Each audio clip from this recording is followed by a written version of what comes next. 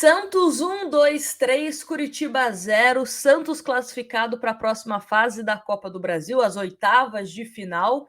E tivemos a melhor exibição do Santos na temporada em 2022. Jogamos muita bola. Santos foi bem no primeiro tempo e principalmente na segunda etapa, onde de fato construiu o resultado. Vamos falar sobre isso, mas antes deixo vocês com os 3 gols do Peixe na Copa do Brasil contra o Curitiba. Confere aí.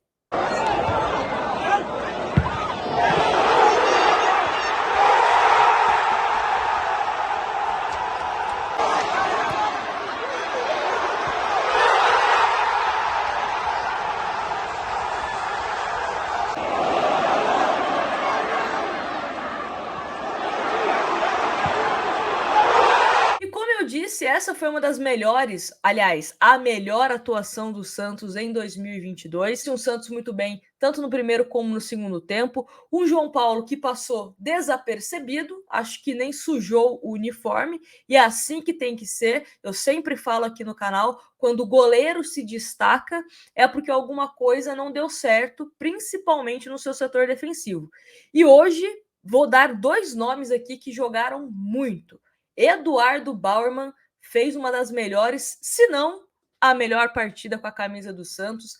E Rodrigo Fernandes, atenção Rueda, já pode pedir o Pix do Guarani do Paraguai, porque esse cara precisa ser contratado em definitivo pelo Santos Futebol Clube. 6 milhões é o valor de Rodrigo Fernandes. Joga muito, desarma e também faz golaço. Que jogador é Rodrigo Fernandes? Um Santos que jogou bem no primeiro tempo, mas eu senti, principalmente no comecinho, em alguns momentos, um Santos, eu acho que nervoso, né, querendo fazer o gol logo e tal, para reverter o resultado e conseguir a classificação. Então, em alguns momentos, o Santos tinha umas tomadas de decisões um pouco equivocadas, mas tivemos mais volume de jogo, só deu o Santos na primeira etapa, o Curitiba, né, nem no primeiro, nem no segundo tempo, incomodou o Santos, o João Paulo, como eu disse, não fez defesas, um Santos que teve mais posse de bola, né, e aí no segundo tempo, o Santos conseguiu se ajeitar, fez um gol muito cedo, o que isso também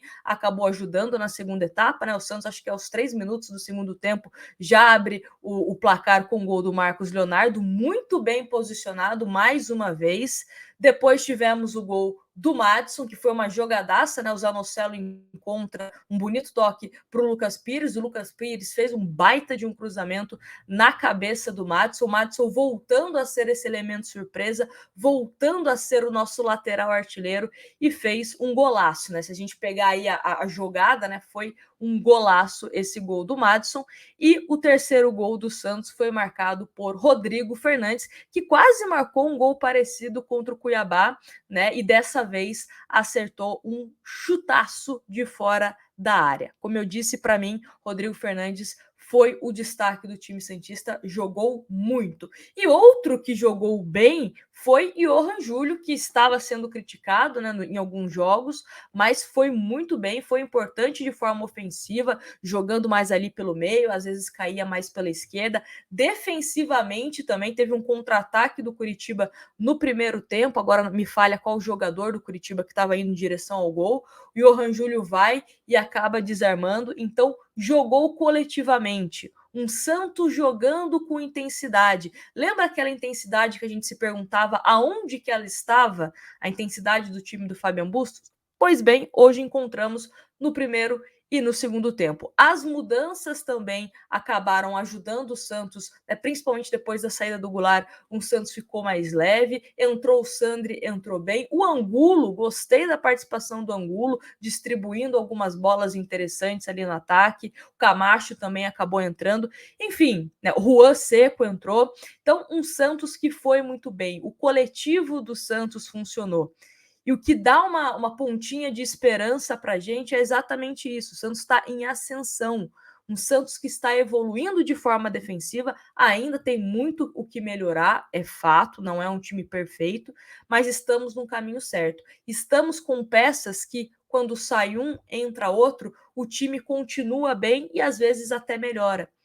Temos ainda Michael e Ângelo para voltarem a esse time. principalmente o Ângelo lá na frente, que estava jogando muita bola. O Michael, que é um cara que, principalmente falando de jogo aéreo, é o melhor que tem no elenco Santista, né? É impressionante a quantidade de bolas aéreas que ele consegue tirar ali da nossa área. Então faz muita falta o Michael, faz muita falta o Ângelo, e é uma dor de cabeça positiva aí para o técnico Fabian Bustos, ou também, né, para ter esse rodízio aí, já que o Santos está em 3 competições, avançou na Copa do Brasil, está no Campeonato Brasileiro e tem tudo para seguir em frente na Copa Sul-Americana. Outro destaque também é a questão do Velasquez, né? Então é mais uma dorzinha de cabeça. Tem o Kaique também, que já voltou a ficar à disposição, um Bauerman, um Michael. Então é isso. Elenco precisa ser competitivo. O jogador precisa estar não pode ficar na zona de conforto. Ele tem que pensar, pô, se eu não estiver bem,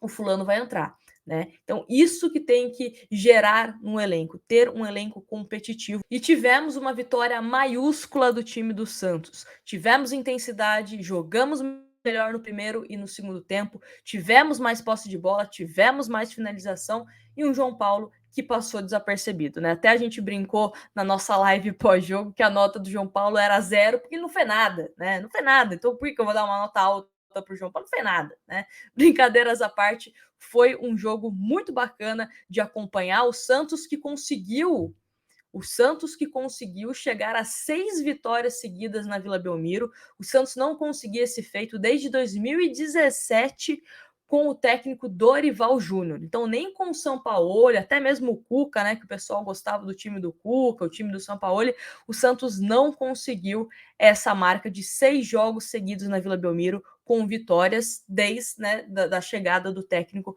Fabian Bustos. Agora, o próximo confronto do Santos é pelo Campeonato Brasileiro. Fica aí no ar se o Santos vai com time misto, vai com time titular, visto que no começo da próxima semana o Santos tem confronto na Sul-Americana, tá bom? Bom, é isso, o resumo da partida, e deixo vocês agora com o auxiliar do Santos, Lucas Ochandorena. Tive até que anotar o sobrenome dele aqui, complicadinho. Lucas Ochandorena, falando sobre como ele viu a partida Santos 3, Curitiba 0. Confere aí. No trabalho anterior, a comissão técnica que estava aqui, o Santos sofria na Vila Belmiro, chegou a perder 3-0 aqui, ainda com o treinador interino contra o São Paulo. Mas com o Bustos, com a nova comissão técnica, são 6 jogos, 6 vitórias e 18 gols marcados. O que mudou do trabalho anterior para esse agora que tem sido muito mais efetivo? Bueno, buenas noches para todos. Lo que hizo la comisión técnica anterior no puedo falar, o sea, solamente puedo falar de lo que hemos hecho nosotros, de lo que han hecho los jugadores, del cambio que han realizado desde que llegamos nosotros. Creo que, si hoy no me equivoco, creo que hacía 6 años que no ganaba tantos partidos seguidos el Santos local. Apenas ficamos aquí en Santos nos habían falado que era muy importante hacernos fuerte en casa, y bueno, los jugadores lo están logrando de a poquito, y bueno, hoy la torcida, el estadio lleno, en el ingreso del colectivo é muito importante para os jogadores e, bueno, para o clube. Olá, parabéns pela vitória. Eu queria que você falasse um pouquinho. O primeiro tempo, a gente já viu que o Santos queria o jogo de fato, teve intensidade desde o início, mas foi no segundo que pegou fogo e que, de fato, carimbou o passaporte. O que foi a conversa ali no vestiário para que viesse com essa postura e uma análise dos 2 tempos aqui? Buenas noches. Creo que el primer tiempo comenzamos bien, los primeros 10 minutos. Sabíamos que el rival nos iba a achicar los espacios hacia atrás, que Manga podía llegar a perseguir a Madson y formar como una línea de 5. Después de los 10 minutos creo que estaba muy apresurado con la pelota. No intentamos hacerla circular rápido y que le lleguen con ventaja ni a Lucas Pires ni a Madson.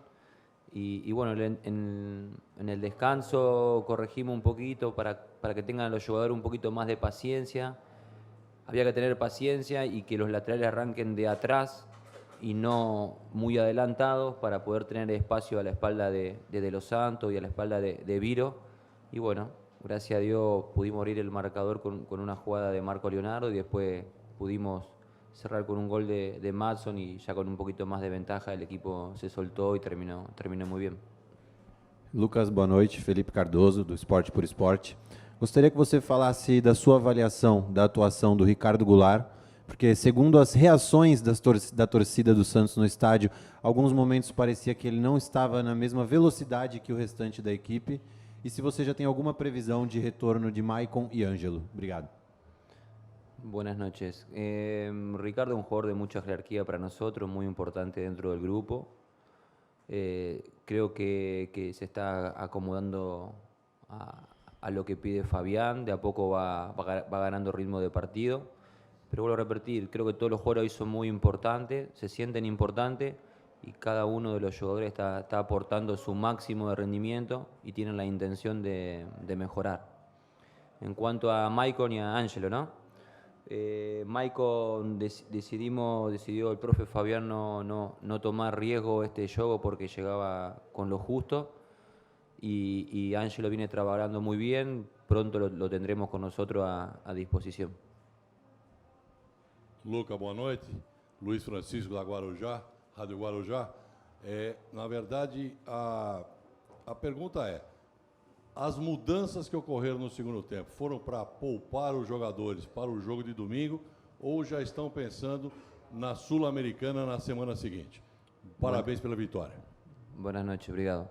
No, las mudanzas del segundo tiempo son sustituciones que habíamos hablado con Fabián antes del juego en el CT de Santos y bueno, de acuerdo a cómo se va dando el trámite del juego, pensamos que el ingreso de Sandy nos iba a dar mucha más tenencia, mucha más posesión, mejor control del balón.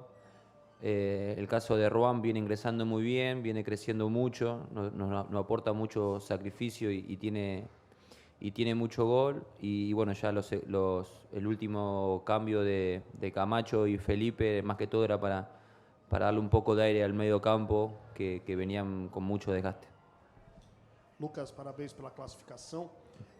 Maicon e Ângelo, alguma possibilidade deles voltarem neste domingo contra o Goiás? E como vocês têm já uma outra decisão na quarta que vem contra União La Calera pela Sul-Americana, existe algum planejamento de preservar alguns jogadores para que vocês tenham todo mundo 100% contra La Calera? ¿Qué tal? Buenas noches. Como dije anteriormente, Maicon decidimos no arriesgarlo porque venía con una molestia, entonces por la tensión del partido y lo que significaba el juego en casa, corríamos riesgo de que pueda sentir aún más la molestia. Ángelo viene trabajando muy bien, necesitamos que él esté al 100%, es un jugador muy joven, tiene muchas ganas y es muy importante para nosotros que él esté al 100%. Viene trabajando muy bien, ya está haciendo un trabajo en campo. A partir de mañana evaluaremos quiénes son los que mejor están para el juego de Goiás y después de Goiás pensaremos en Calera, en el juego acá en Vila Belmiro. Lucas, Miller, TV Globo. O Bustos, na beira do campo, ele é muito mais efusivo, né? Você hoje a gente já percebeu que você é um cara mais calminho. Me fala um pouco desses estilos antagônicos que tem você e o Bustos.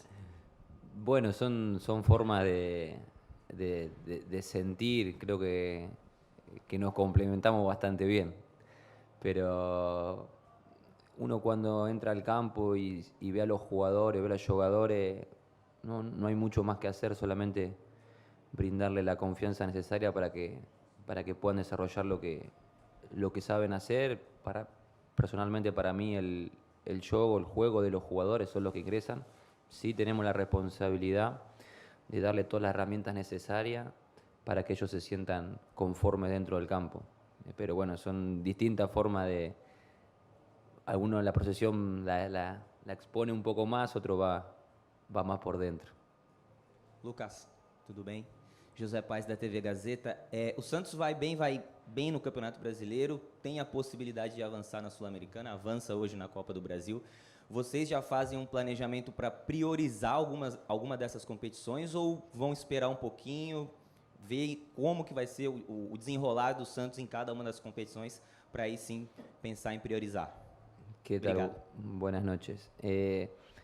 Santos es un team grande, un club muy grande que te exige día a día ganar todo lo que juega.